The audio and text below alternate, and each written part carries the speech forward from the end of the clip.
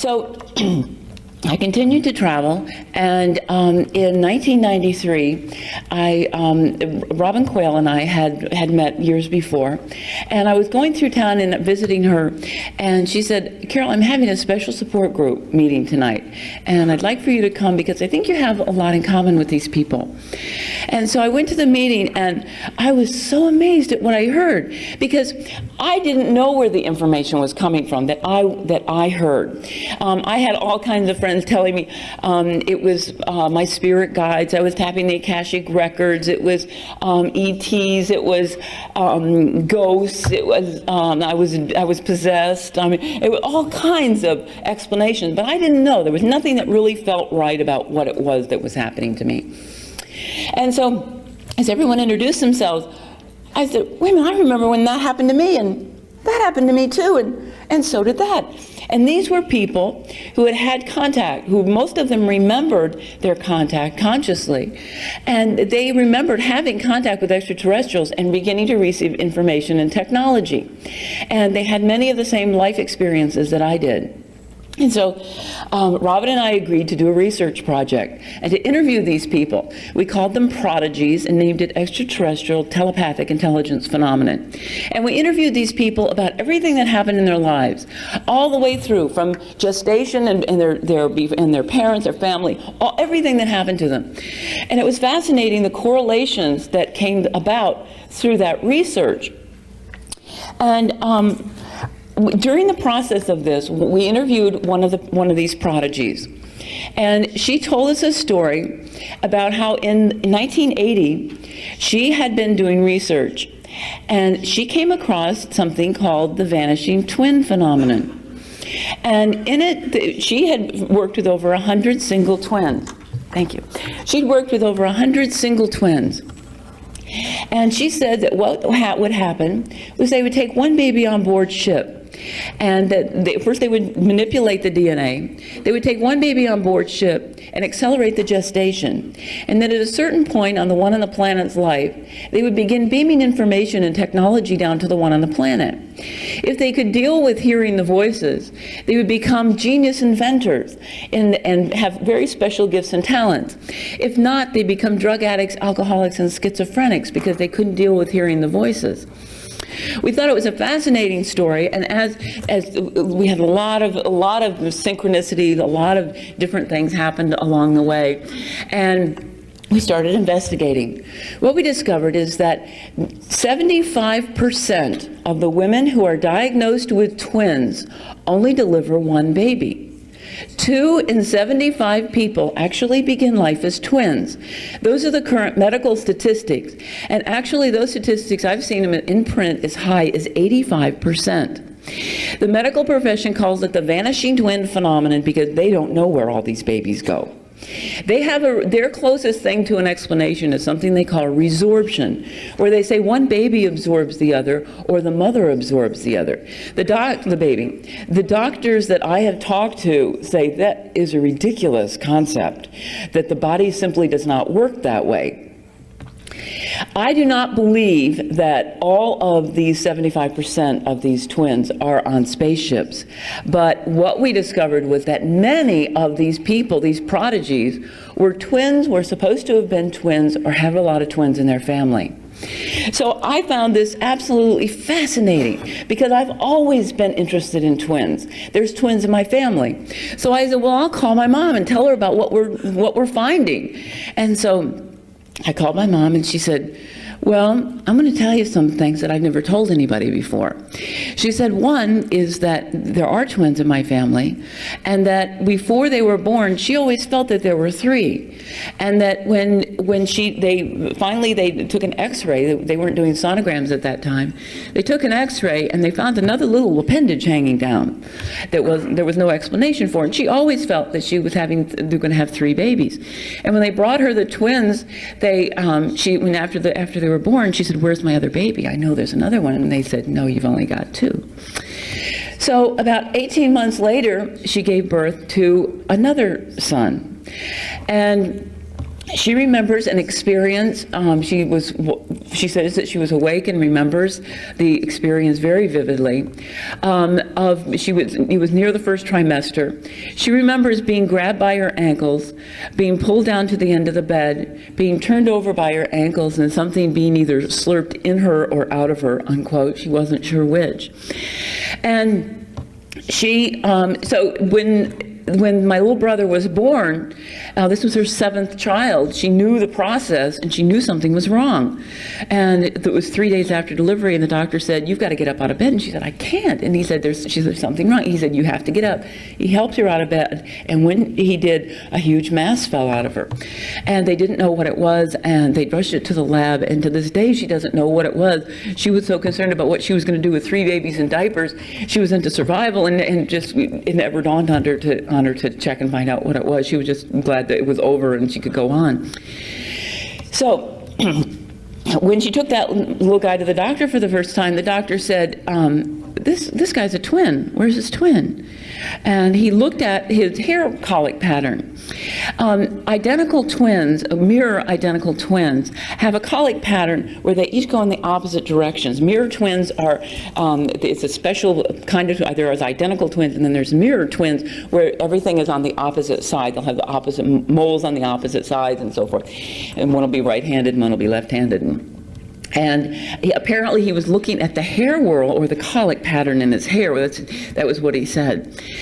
And which is not necessarily a definite sign of a vanished twin. But anyway, so she always thought that he was probably a twin. And to this day, he has a lot of the symptoms of the vanishing twin.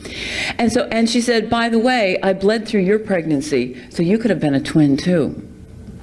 And I went, bing. It was like the light bulbs went off. Oh my God, this is the answer. This makes sense. This makes more sense than being a walk-in or possessed or any of the things that I was wondering about. And so I really got into the researching the vanishing twin phenomenon. I live in a motorhome and travel back and forth across the country and have exposure to a lot of people. And at this point, I have interviewed over 125 people who have all had some relationship to multiples, either they're twins, triplets, quads, or they've always thought that they were a multiple, and have some contact with extraterrestrials. The sheer numbers of people who are involved in this are amazing. I went to the Mobile, Alabama UFO conference this past, I don't know, a few months ago, whenever it was, and I found 9 sets of twins and 2 sets of triplets at that conference. There were about 800 people there. The next weekend, I went to another conference. It was a metaphysical conference, and I found none. And so just the sheer numbers of how many people are involved in the UFO thing, interested in the UFO thing, and have some kind of relationship to the vanishing twin phenomenon is really high. Excuse me. One little girl I met, she was 15, and she became pregnant, and the father ran off, and the mother said, "It's okay, we'll help you, we'll do it, we'll take care of it." And she was diagnosed with twins, and she had contact all her life.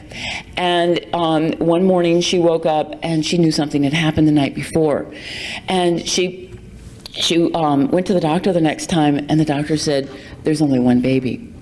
And she just freaked, because she knew the extraterrestrials had her other baby. And so when her baby was born, she was mourning the baby that was missing, and she couldn't get it together to take care of this baby, because she was wondering so concerned with what would happen to her other baby. So they went to a postpartum blue group, and they said, "That's not what's wrong with this little girl, but there's something seriously wrong, and somebody better help her." When I met her the next week, she had agreed to allow them to institutionalize her because she thought she was insane. And so when she got my book, she said, she was waving the book in her hand. She said, I'm going to take it. I'm going to show him I'm not crazy, and I'm not going to let him put me in an institution. I'm not crazy. This is happening to other people too. And that's why I'm speaking out on this, because it is happening to a lot of people. When you realize those statistics, it's really high. Most doctors do not tell people about the vanishing twin phenomenon, unfortunately.